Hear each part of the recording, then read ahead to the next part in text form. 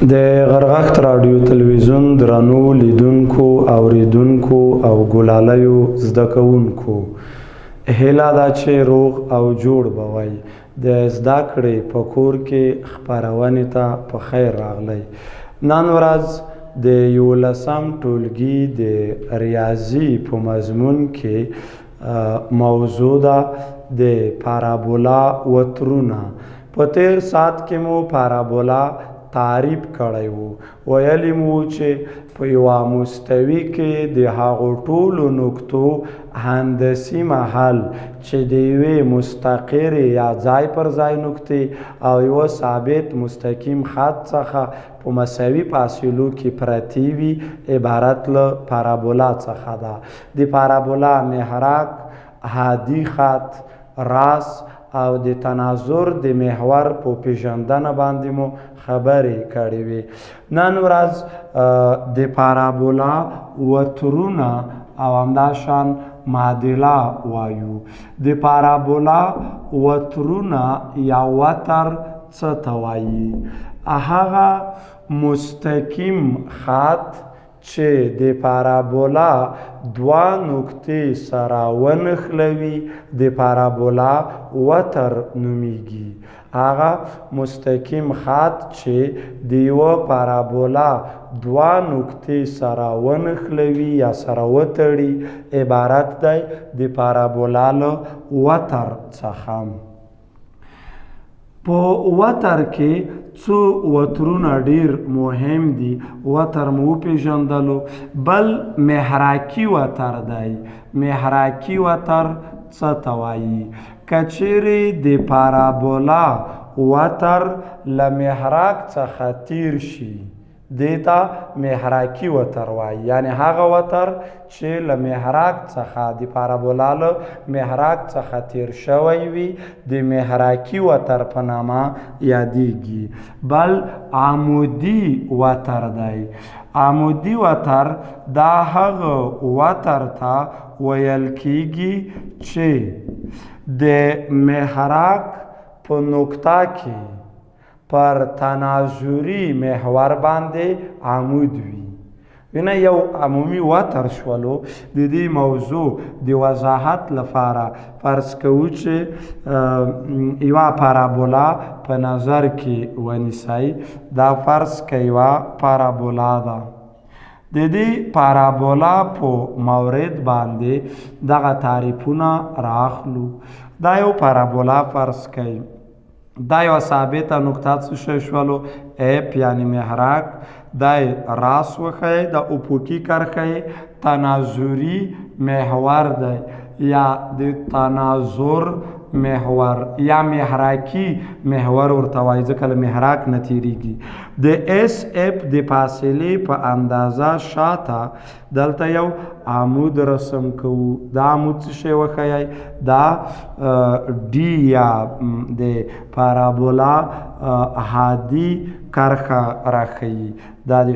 اوس دلته وترونه څه ته وایي؟ وتر هغه خط دی چې د پارابولا دوه نقطې سره وتړي. فرض کې دا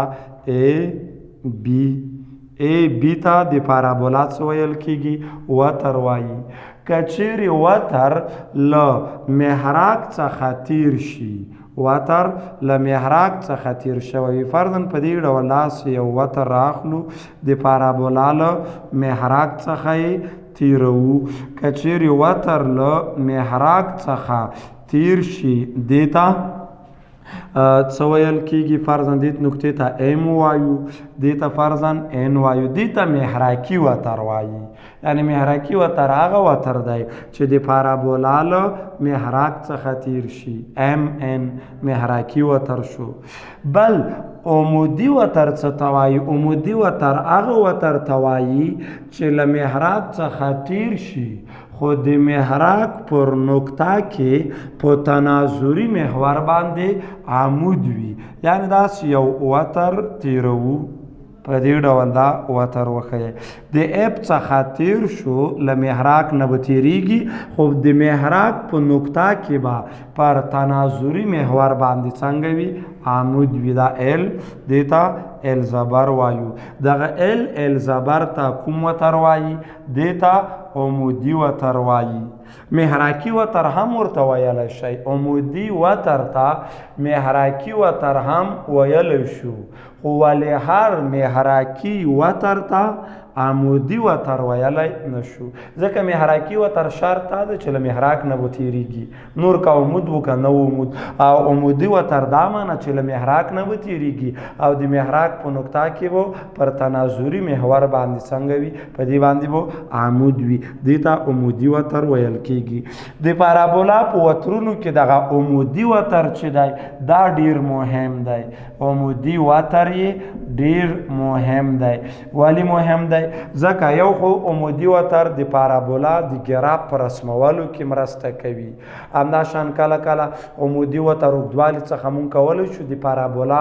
معادله هم تشکیل کړو عمودي وتر ډیر مهم دی د عمودي وتر اوږدوالی د محراکي فاصلې 4 چنده وي د عمودي وتر اوږدوالی یعنی ال زبر د دې ټولې کرښې اوږدوالی ال زبر د عمودي وتر اوږدوالی د محراکي فاصلې یعنی د راس او محراک منځ کې چې کومه فاصله ده دې ته محراکي فاصله وایي د دې 4 چنده وي ال زبر مساوي کیږي 4 ضرب اس اف د عمودي وتر اوږدوالی ال زبر دا مساوي دی د اس اف د محراکي فاصلې 4 چند سره یعنی که محراکي فاصله 2 واحده وي د اس او اف فاصله 2 واحده وي نو د دغې پارابولا د عمودي وتر اوږدوالی به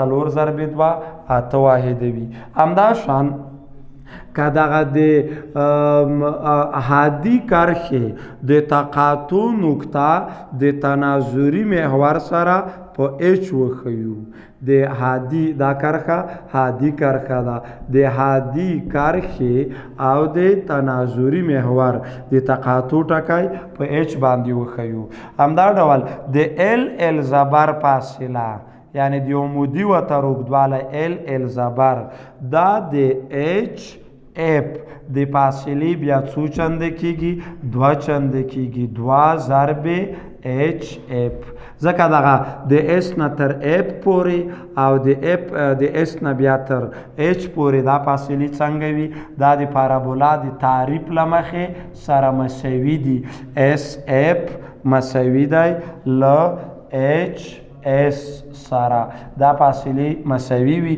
نو چې دا مساوي وي د عمودي وتر اوږدوالی د اچ اف د فاصلې څو چنده کیږي 2 چنده کیږي په تمرین کې یوه پوښتنه لیکلې ده چې په پارابولا کې د عمودي وتر اوږدوالی د اچ اف د فاصلې څو چنده وي 2 چنده کیږي که اس اف فاصله وښودل شي بیا 4 چنده ښودلی شي دغه اړیکې هم ضرور دي بل راځو د پارابولا عین المرکزیت ته عین المرکزیت کې مو تیر ساعت کې هم خبره کړې وه چې د پارابولا عین المرکزیت همیشه له یوه سره مساوي کیږي د پارابولا عین المرکزیت همیشه ثابت او یو سره مساوي دی ای مساوي کیږي له یو سره ولی یو کیږي په کتاب کې یوه پوښتنه لیکلې ده چې د پارابولا عین المرکزیت ولی له یو سره مساوي دی د دې خبرې د وضاحت په خاطر باندې یو پارابولا په نظر کې نیسو دا فرض کوي د وضعیه کمیاتو مستطیلي سیستم دی د ایکس وای محورونه او د وضعیه کمیاتو مبدا وښیئ دلته یوه پارابولا په پام کې نیسو داسې دا یو پارابولا شولو په دې پارابولا کې اف محراک دی او او نه تر اف پورې فاصله شاته هم همدومره فاصله جدا کوي دلته ډي یا موجي خط یا حادي کرښه په نظر کې ونیسئ فرض کوئ ام د پارابولا یوه اختیاري نقطه ده د پارابولا عین المرکزیت داسې تعریف شوی دی چې د پارابولا د یوې کیفي نقطې فاصله به له موجي خط څخه پیدا کوي. فرضاً دا ټکی په n باندې ښیو او د همدغې m د نقطې فاصله د محراق نه پیدا کوي. دا دواړه فاصلې یو پر بل باندې وویشئ. د پارابولا عین المرکزیت چې پیدا کوئ څه به وکئ؟ د پارابولا د یوې کیفي نقطې واټن د موجي خط څخه یعنی n فاصله یا اوږدوالی تقسیم د همدغې m نقطې فاصله له محراق څخه mf دغه واټنونه یو پر بل وویشئ. څرنګه چې د پارابولا د تعریف له مخې دغه دواړه فاصلې له یو بل سره مساوي دي، د پارابول په تعریف کې دا مساوي دي، نو د مساوي مقدارونو د ویش حاصل څومره کیږي؟ یو کیږي. نو په دې اساس ویلی شو چې دا چې mn او mf فاصلې مساوي دي نو خارجي قسمت یې له یو سره مساوي کیږي. نو په پارابولا کې عین المرکزیت همیشه یو وي. پارابولا عین المرکزیت ای مساوي یو وي. په بیضوي کې مو مخکې ویلي وو چې بیضوي کې عین المرکزیت له یو نه کوچنی وي او په هایپربولا کې و بیا په راتلونکي کې ووایو چې د هایپربولا عین المرکزیت بیا له یو څخه زیات وي، لوی د یو نه وي او په دایره کې عین المرکزیت له صفر سره مساوي وي. دا د پارابولا عین المرکزیت شو. بل راځو د پارابولا معادلو ته. د پارابولا معادلې یا د پارابولا شکل هم دوه حالتونه لري. یو افقي پارابولاوي دي. افقي پارابولاوي یعنی افقي پارابولا دا معنا لري چې د پارابولا خوله ښي طرف ته یا چپ طرف ته خلاصه وي. که چیرې داسې یوه پارابولا ولرو چې خوله یې ښي طرف یا چپ طرف ته خلاصه وي، دې ډول پارابولاو ته افقي پارابولا ویل کیږي. په دې ډول وي یا فرضاً په دې شکل دغسې جوړښت ولري، خوله ښي او چپ طرف ته یا خوله ختیځ او لویدیځ خواته خلاص وي، دې ته افقي پارابولا ویل کیږي. بل هغه پارابولاوي دي چې خوله یې ښکته او پورته خلاصیږي یا خوله یې د شمال او جنوب خواته خلاصیږي. ایکس او وای محورونه فرضاً په دې ډول داسې یوه پارابولا ولرو، خوله یې پورته خلاص یا دلته یوه پارابولا لرو. دا ډول پارابولاوي دې ته بیا عمودي پارابولاوي ویل کیږي. عمودي پارابولاوي افقي چې دا حالتونه په معادلو کې مهم دي. اوس په لومړیو کې د پارابولا ساده معادله وایو یا د هغې پارابولا معادله وایو چې راس یې په مبدا کې واقع وي.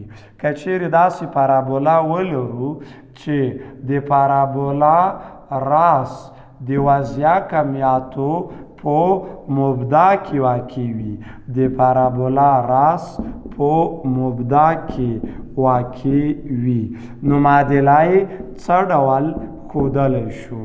راس چې مبدا کې واقع وي دلته هم دوه حالتونه دي. دوه حالتونه څه ډول دي؟ فرض کې دا یوه پارابولا ده، یو افقي پارابولا دي یعنی هغه پارابولا چې راس مبدا کې وي، خوله یې ښي طرف یا چپ طرف ته خلاصه وي. دا یوه پارابولا شوله. اف محراق دې ځای کې څه شی لري؟ یو موجي خط په نظر کې نیسو ډي. او بل هغه حالت دی چې پارابولا عمودي وي یعنی د پارابولا خوله پورته یا ښکته خواته خلاص شوي وي او راس یې د وضعیه کمیاتو په مبدا کې وجود ولري. دغه پارابولا ده. که چیرې پارابولا افقي وي معادله دا شکل لري چې وای مربع مساوي کیږي له 4 px وای به پکې دوهمه درجه وي، یعنی معادله د پارابولا به نظر وای ته دویمه درجه وي. پی دلته څه شی ښیي؟ پی محراکي فاصله ښیي. د راس او محراک په منځ کې دغه فاصله په پی باندې ښودل کیږي. او که چیرې پارابولا عمودي وي او راس په مبدا کې وي بیا معادله د اکس په لحاظ دوهمه درجه وي، یعنی معادله اکس مربع مساوي 4 پی وای کیږي. دا د پارابولاو د یو پارابولاو معادلې دي چې راسونه یې د وضعیه کمیاتو په مبدا کې واقع وي. که مبدا کې واقع نه وي بیا بل حالت ته په راتلونکي کې بیا ویل کیږي. اوس د دې دواړو په نمایندګۍ یوه معادله ثبوت کوو. دا چې ثبوت یې لږ اسانه یا لنډ دی، د دې معادلې ثبوت ته وګورئ. عمودي په هر حالت چې ثبوتوئ فرق نه کوي. فرض کوئ افقي معادله د افقي پارابولا معادله ثبوت کوو. دلته پارابولا رسموو په وضعیه کمیاتو سیستم کې. دا د هغه پارابولا چې افقي وي فرضاً خولی یا ښي طرف یا چپ طرف ته دا دومره په معادله کې یا مثال کې پیژندلی کیږي، حالت یې وایو. دا د پارابولا محراک ته اپ. دا چې محراک په کوم محور واقع شو؟ د اکس پر محور. چې د اکس په محور واقع وي د راس نه تر محراک پورې فاصله په پی باندې ښودل کیږي. څرنګه چې د محراک ټکی د اکس په محور پروت دی نو د وای مختصاب صفر شي. محراک په پی صفر کې واقع دی او دې ځای کې ورته یو موجي خط په نظر کې ونیسئ. دا فرض کوئ موجي کرښه ده یا حادي کرښه ده، ډي باندې که وښیو. ام د پارابولا یوه اختیاري نقطه ده. د ام د نقطې وضعیه کمیت ایکس وای دی. ام ایکس وای ښیو. ام ایکس وای دا معنی چې که د ام د نقطې نه سیده یو عمود ایکس محور ته تیر کړئ، د ایکس محور چې په کوم عدد کې قطع کوي هغه مختصه ایکس او د وای په محور باندې که داسې یو عمود تیر کړو دا فاصله په وای باندې ښیو، یعنی دغه فاصله وای ښودل شوې ده. اوس د دغې نقطې مختصات پیدا کوو. دې نقطې ته ان وایئ، دا ټکی پیدا کړئ. دې نقطې مختصات چې پیدا کوئ عمود به ایکس محور ته تیر کړئ. دا نقطه د پارابولا د تعریف له مخې د راس محراک فاصله هغې خواته او دا فاصله به هم پی سره مساوي وي خو علامه به یې مخالفه وي. د اس اف او دا دې خواته د اس نه تر دغه نقطې ته که ایچ ووایو اس ایچ دا فاصلې د پارابول د تعریف له مخې مساوي دي. هغه فاصله چې پی وي دا خو د ایکس په منفي جهت باندې ده، د دې علامه به منفي پی ولیکو، یعنی د دې علامه د هغې خلاف وي منفي پی. او نو د دې نقطې مختصات چې پیدا کوئ د ایکس محور پکې منفي پی، د وای محور که فکر وکړئ دا د ام نقطه او دغه د ان نقطه د وای محور ته یو رقم واقع دي یا دا نقطې په یوه افقي کرښه واقع دي نو د وای قیمت پکې ثابت پاتې کیږي. یعنې دا دلته چې د وای قیمت څومره دی په دې ځای کې به هم ځکه د دواړه نقطې د وای محور ته په ثابت افقي کرښه باندې واقع دي. د ام د نقطې په اوس د پارابولا د تعریف له مخې د پارابولا د تعریف له مخې د ام اف فاصله د ام اف فاصله او د ام ان دغه واټنونه یا فاصلې باید خپلو منځو کې سره مساوي شي. دا فاصلې یا واټنونه سره مساوي دي د پارابولا د تعریف له مخې. اوس د دوه نقطو د فاصلې له فارمول نه استفاده وکړئ. ام اف د ام او اف د نقطو ترمنځ واټن پیدا کړئ.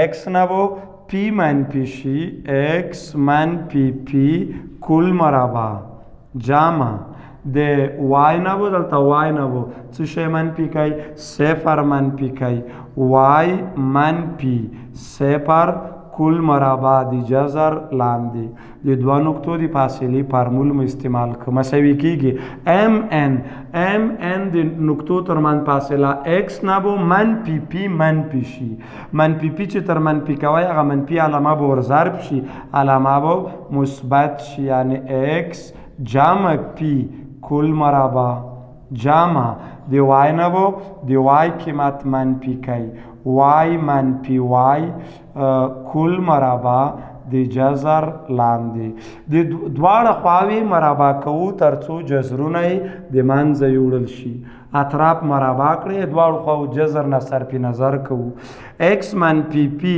دلته ایکس منفي پی کل مربع جمع وای منفي صفر وای کیږي وای مربع مساوي التا ایکس جمع پی کل مربع جمع وای منفي وای صفر کیږي اینه به تیر شو دې ته انکشاف ورکوي ایکس مربع منفي دوا پی ایکس جمع پی مربع جمع وای مربع خپل لیکو مساوي دې ته د ا جمع بی کل مربع مطابقت شکل لري انکشاف ورکوو ایکس مربع جمع دوا پی ایکس جمع پی مربع دواړو خواو څخه مشابه حدونه لرې کوي ایکس مربع په چپ طرف کې شته ښي طرف کې شته لرې کوي ځکه که د ښي طرف ایکس مربع چپ خواته راواړو علامه یې تغییر کوي پی مربع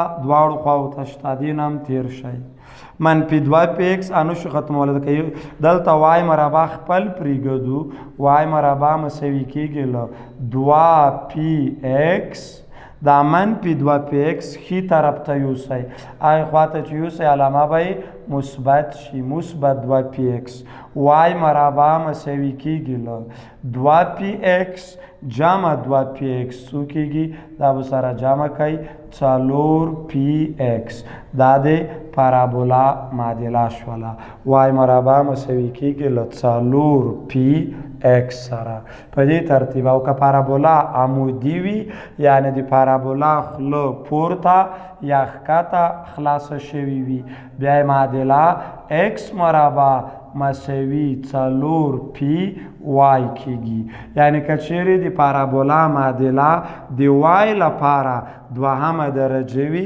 نو دا افقي پارابولا وي او که چیرې د پارابولا معادله د ایکس لپاره دوهمه درجه وي د ایکس له مخې دویمه درجه وي دا بیا د عمودي پارابولا معادله وي ګرانو زده کوونکو د نن ورځې درس تر همدې ځایه پورې و مننه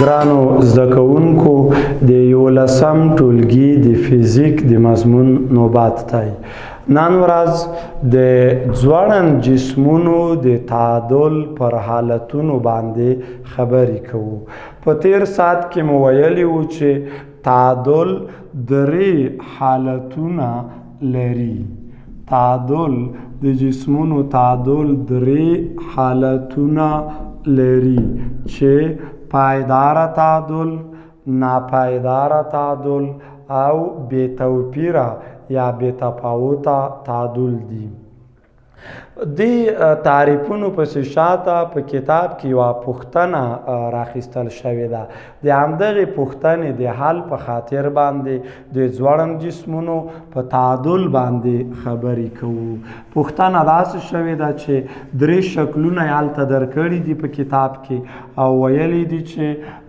د ځوړند جسمونو د تعادل په هکله یا د تعادل د حالتونو په هکله معلومات ولیکئ د ځوړند جسمونو تعادل ځوړند جسمونو کې هم درې ډوله تعادل وجود لري څه ډول یې پېژندلی شو اول پایداره یا باثباته تعادل دی. پایداره یا باثباته تعادل نور خو تعریف مخکې شوی دی، دلته صرف په ځوړند جسم کې مطالعه کوو. ځوړند جسمونه هغه وخت پایداره یا باثباته تعادل لري کله چې د ځوړندېدو نقطه یا دوراني نقطه د ثقل د مرکز څخه پورته وي یا د ثقل مرکز د دوراني نقطې څخه ښکته واقع وي. لکه هلته یو څو خطکشونه ښودلي دي په دریو حالاتو کې راځوړند کړي دي. یعنې که چیرې موږ یو جسم داسې راځوړند کړو چې د ځوړندېدو نقطه یې له کومې نقطې نه مو چې دا جسم راځوړند کړی وي دا نقطه پاس وي او د ثقل مرکز ترې لاندې واقع شي. د دوران نقطه یا د ځوړندېدو ټکی د ثقل له مرکز څخه پورته وي. په دې صورت کې په دې حالت کې ځوړند جسم پایداره یا باثباته تعادل لري. دویم ناپایداره یا بې ثباته تعادل څه وخت منځته راځي؟ که چیرې دوراني نقطه یا د ځوړندېدو نقطه د ثقل د مرکز څخه لاندې واقع شي یا د ثقل مرکز ترې پورته واقع شي. لکه یو خطکش دی، دا د جی نقطه یې د ثقل مرکز دی. تاسو دا خطکش راخلی دې کوز نقطې نه دلته تړئ نو حتما دا خطکش سرچپه کیږي او خپل تعادل د حالت څخه وځي او خپل حالت ته بیرته راګرځېدلی نشي. نو که چیرې د دوراني نقطه یا د ځوړندېدو نقطه د ثقل د مرکز نه لاندې واقع وي نو جسم ناپایداره تعادل لري. او دریم بې توپیره تعادل څه وخت لري؟ هغه وخت یو جسم بې توپیره یا بې تفاوته تعادل لري چې د ثقل د مرکز څخه راځوړند شي. یعنی دوراني نقطه یې هماغه د ثقل په مرکز کې واقع وي. د ثقل د مرکز نه یو جسم راځوړند شي بیا بې توپیره تعادل لرلی شي. نو دغه درې حالتونه په هغه پوښتنه کې شوي وو. بل راځو د تعادل پایداری. بعضی جسمونه پایداره تعادل لري یا تعادل ډیر پایداره وي او ځینې جسمونه بیا ناپایداره تعادل لري. دا حالت په څه پورې اړه لري؟ د تعادل پایداری یا ثبات.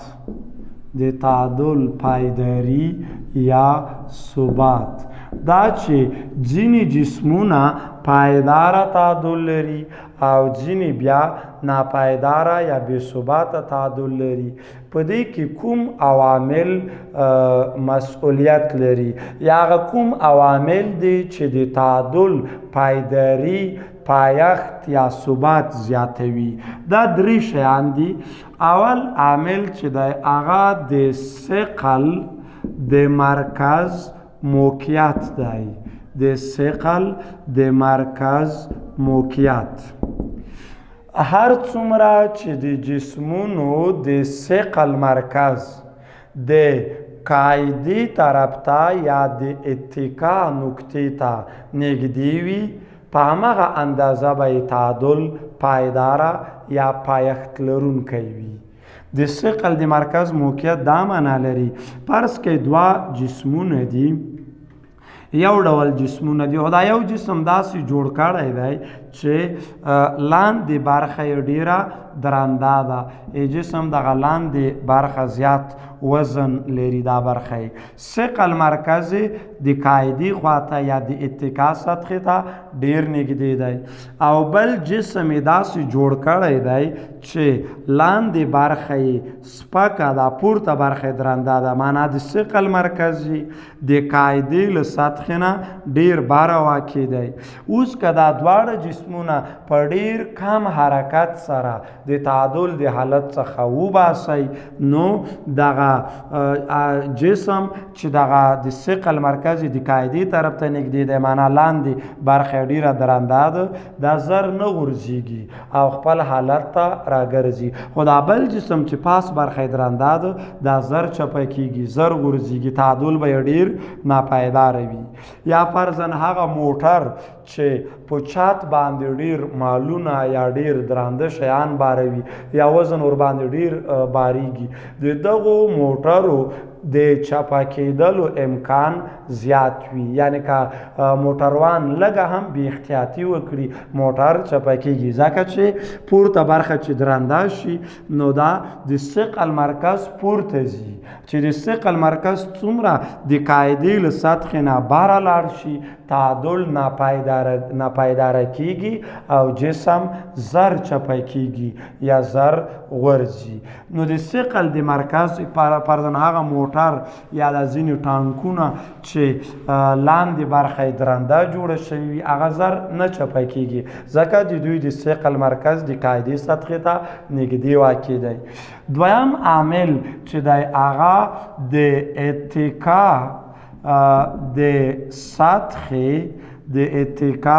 سطحې پراخوالی دی هر څومره چې د یوه جسم د اتکا سطحه لویه وي پراخه وي نو تعادل به یې پایداره وي او څومره چې د جسمونو د اتکا سطحه کوچنۍ وي لږه وي تعادل به ناپایداره وي د بیلګې په توګه که مونږ یو مخروط راواخلو مخروط ډول جسم داسې کېږدو تعادل به زیات پایداره وي خو که همدغه مخروط یا منشور راواخلی او داسې کېږدی په دې تیره څوکه باندې کېږدی نو تعادل به یې ناپایداره وي په دې کې خو یو هغه د ثقل د مرکز موقعیت هم په دې ځای کې رول لري ځکه مونږ ویلي وو چې په مخروط کې د ثقل مرکز د قاعدې طرف ته 1/3 واټن لري د ټول ارتفاع او د راست نه دلته د ثقل مرکز هم د اتکا د سطحې نه ډیر باره واقع دی او بل فکتور چې تعادل ورسره ناپایداره دی دا دی چې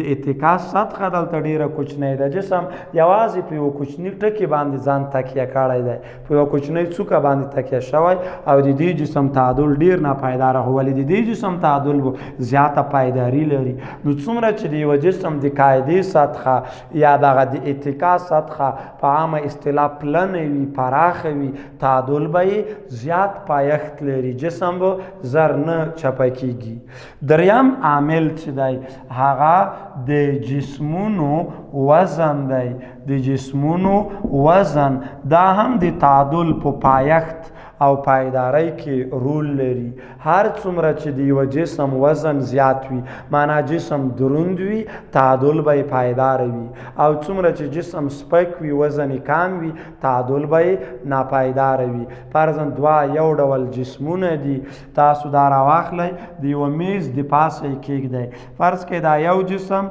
د اوسپنې نه جوړ دی د قاعدې سطحې فرضاً د اوسپنې جسم دی دا یې د ثقل د مرکز موقعیت دی بل جسم هم په همدومره اندازه باندې جوړ شوی دی د قاعدې سطحې یو شان دي او د ثقل د مرکزونو موقعیت یا نږدېوالی لرېوالی تر اتکا سطحې پورې یو شان دی خو دا کوم یو جسم فرضاً سپک دی فرض کړئ دا د کاغذ څخه جوړ دی دا بل جسم دروند دی له اوسپنې نه جوړ دی نو دغه سپک جسم په اسانۍ سره چپی کېږي که لږ هم په حرکت راوستلی شي دا د تعادل د حالت څخه وځي مګر دغه دروند جسم په اسانۍ سره نشي غورځېدلی نو د دغه درانده جسم پایداري څنګه ده زیاته ده نو دغه درې عوامل د ثقل د مرکز موقعیت د هر څومره چې د ثقل مرکز د قاعدې طرف ته وي یعنی د اتکا سطحې ته نږدې وي او د قاعدې سطحه یا هغه سطحه چې جسم ورباندې حمایه شوی دی یا جسم ورباندې تکیه شوی دی د دغې سطحې پراخوالی هم زیات وي او د جسم وزن هم زیات وي نو دغه عوامل د تعادل د پایښت او پایداری سبب ګرځي برعکس که چیرې د ثقل مرکز له قاعدې څخه ډیر پورته لاړ شي د اتکا د سطحې پراخوالی یا هغه سطحه چې جسم ورباندې حمایه کېږي جسم ورباندې تکیه کېږي دا هم پسې کوچنی وي د جسم وزن هم کم وي دا بیا تعادل د ناپایدارۍ او بې ثباتۍ خواته بیایي نو دغه درې عوامل د تعادل په پایداري او پایښت کې رول لري ورپسې بل عنوان چې دی هغه د قوې مومنت دی د قوې مومنت. تر دې ځایه پورې مو د قوې په هکله بېلابېل معلومات ولوستل. په دې باندې پوه شو چې قوه وکتوري کمیت دی، د قوې په اغیزو باندې وپوهېدلو، په مهمو ډولونو باندې پوه شولو، د قوې واحدات مو زده کړه، د مطلقي قوو محصله، متقابله قوه مو وپېژندله او د هغې اهمیت د تعادل په راوستلو کې د تعادل حالتونو او ډولونو باندې پوه شو. اوس د قوې یوه بله اغیزه په پام کې نیسو. قوه پر جسمونو باندې ډول ډول اغیزې کوي. قوه کولی شي یو جسم مات کړي، یو جسم کوږ کړي، یو جسم په حرکت راولي، یو جسم ته مستقیم الخط حرکت ورکړي، یو جسم ته دوران ورکړي. دلته د قوې مونږ یوه بله داسې اغیزه چې د دې مخکې تاسو په دې تیرو درسونو کې مو نه وه لوستلې، دلته یې مطالعه کوو. د قوې د مومنټ په خاطر باندې فرض کوئ یو دوه شکلونه په نظر کې نیسو. دا یو جسم دی، په دې دا پر یوه سطحه باندې دا جسم کېښودل شوی دی او یوه قوه په جسم باندې عمل کوي. اپ یوه قوه ده چې پر دغه جسم باندې واردېږي او په دې ځای کې یوه میله ده، داسې یو میله ده. فرض کې دا د دې نقطې پر شاوخوا دغه میله یا د لاس ته دوران کوي او د دې میلې په انجام پورې یوه کتله تړل شوې ده. اپ یوه قوه راښیي. د اپ قوه په دغه کتله باندې تاثیر کوي او دغه کتله او دا ټول محور یا د جسم لاس ته د دغې او د نقطې پر شاوخوا باندې دوران ترسره کوي یا جسم څنګه کېږي دا تاویږي، دوران ترسره کوي. دلته اوس د قوې دا دوه اغیزې ډېرې مهمې دي. قوه کولی شي جسمونه له یو ځای نه بل ځای ته انتقال کړي یا قوه جسمونو ته خطي حرکت ورکوي او قوه په دې بله کتله باندې اغیزه کړې ده او دې ته یې دوران ورکړی دی. قوې یو جسم باندې قوه وارده شوې ده، دغه جسم ته یو خطي حرکت ورکړی او په دې بل مثال کې قوې جسم ته دوران ورکړی. د قوې په واسطه جسم د یوې ثابتې نقطې یا د یوه محور پر شاوخوا باندې تاویږي. د قوې دغې دوراني اغیزې ته دوراني اغیزې ته څه ویل کېږي؟ دې ته مومنټ ویل کېږي. دغه پاس اغیزه مومنټ نه دی. اوس مومنټ څنګه تعریف کولی شو؟ مومنټ د قوې دوراني اغیزې ته وایي. په لنډه توګه مومنټ د قوې دوراني اغیزې ته ویل کېږي یا په بل عبارت د قوې هغه اغیزه چې په دوراني حرکتونو کې څرګندېږي د قوې د مومنټ یا تورک په نامه یادېږي. د قوې هغه اغیزه چې په دوراني حرکتونو کې څرګندېږي د قوې د مومنټ په نامه یادېږي. یا داسې هم بعضو کتابونو کې تعریف کوي چې مومنټ هغه مؤثر عامل دی چې جسمونه د یوې نقطې یا محور پر شاوخوا وڅرخوي. مومنټ هغه مؤثر عامل دی چې جسمونه د یوې نقطې یا محور پر شاوخوا وڅرخوي. یعنی په لنډه توګه دومره یاد کړئ چې د قوې دوراني اغیزې ته د قوې مومنټ ویل کېږي. دا د مومنټ دا چې مومنټ په کومو عواملو پورې اړه لري، فارمولې د واحدات د مثالونه په دې باندې بیا په راتلونکي ساعت کې کار کوو. د نن ورځې د فزیک درس تر همدې ځایه پورې و.